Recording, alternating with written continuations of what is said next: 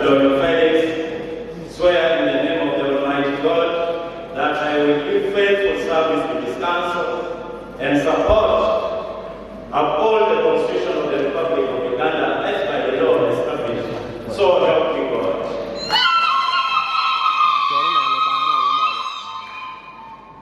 I, Adonai Felix, swear in the name of the Almighty God that I will be faithful and lay true allegiance to the Republic of Uganda, and that I will preserve, protect,